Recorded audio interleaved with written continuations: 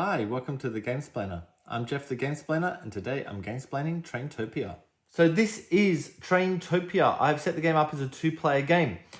There is a tile selection thing, so this guy's going to be the first player, this guy's going to be second player. They have a starting tile each. 4 of these are put out, and this guy selects one first, then this guy selects 2, then this guy selects the other one. So selecting in reverse order.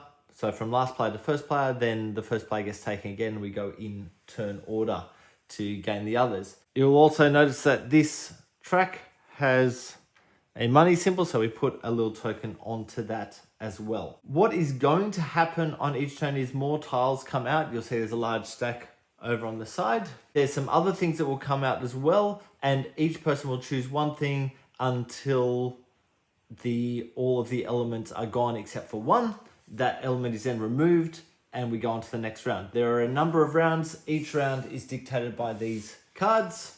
When we get through to the last round, which means there are no more of those cards left, we go to this final piece, which each person, from the person who has the lowest score going upwards, so it's not in a turn order, but the person who has lowest score will select first, and then second last, second, etc, etc. You'll select one thing from that card to add onto your train map, and that will potentially add points to the end of the game. So where do points come from? I'm glad you asked. There are points that will happen through the game, and I'll go through them as we kind of move through the game and learn about each element. But then there are points that will come at the end of the game. Points at the end of the game come from completed tracks, firstly. So you'll notice this has a blue element at the top of its rail. If it has a red one at the other end of that rail, it will have these points depending on how many tiles the train line carries through. If it has the same color at each end, it will have these points depending on how many tiles the line runs through.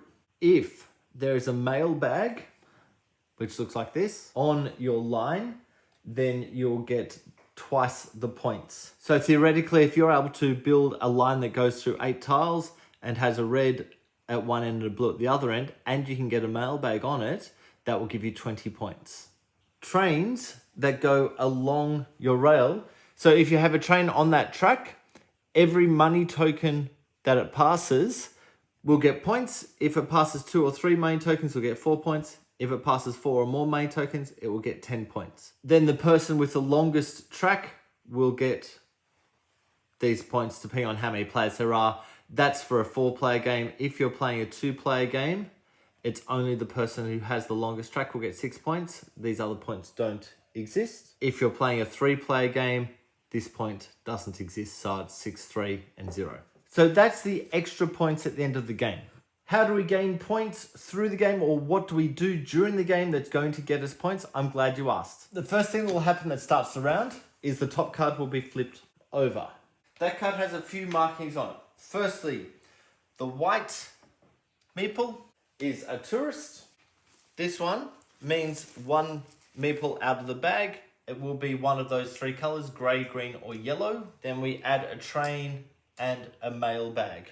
Now the number down the bottom is dependent on how many players you have. So we're playing a 2-player game, which means we're getting out 5 tiles, and then each person in order will choose one of those elements. So this player first, because he's first player, will choose one tile or one of those. So for example, he might choose that one. Then the other player will select something, and I don't know, the other player might select that. Then back to this. So you're selecting one thing each and adding that onto your train system. Now, that's really straightforward with these. What these ones are talking about is each of the meeples added will get points straight away.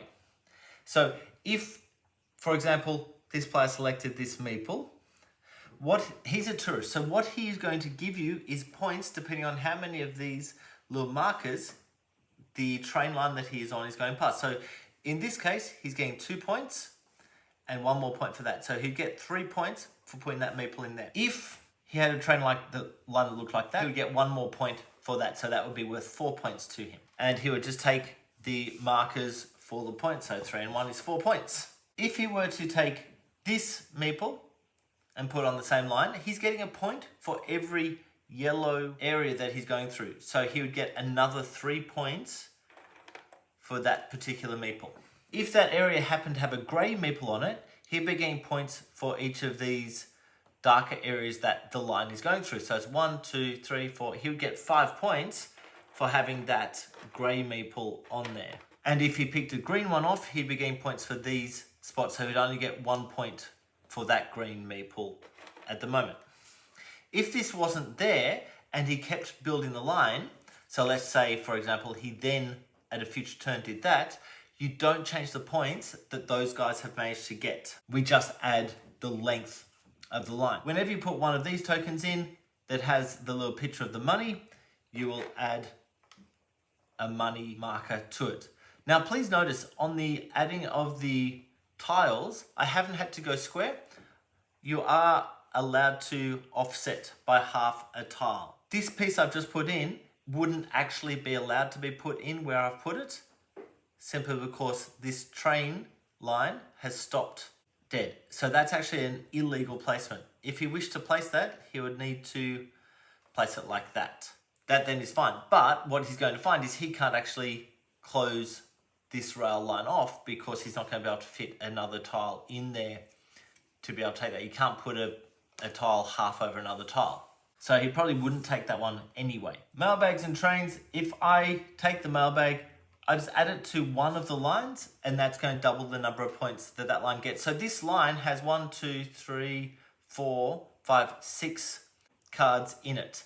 Notice that I went over this one twice, but I only counted it once. Because the stations at each end are different, that would give him 7 points at the end of the game. With the mailbag, that's worth 14 points to him at the end of the game. If he also managed to add this train onto that rail line and managed to not spend that money, that's no points at the end of the game. However, if he's managed to go past this one, so he's now got 2 bits of money sitting there, that'll give him 4 points at the end of the game because he has the train on that line. Bearing in mind that the line will need to be finished. How would he finish that line? I'm glad you asked. When you get to the final round, if he managed to get this token, he could add that into the little half space to finish that line off. Just while we're on that, this guy, if he was added at the end of the game, he might add him here, and what he could do is score this color again. So 1, 2, 3, 4, 5, 6 more points for that placement. Because we have only one piece left, that piece then gets removed to the box and we're at the end of the round. The next player becomes the first player for the next round. So we'd flick another card out, put all the stuff over it from the bag, etc. and play on just like that. You may be wondering what these cards are. Those cards are always available to you through the game until obviously someone takes them because there's only one of each.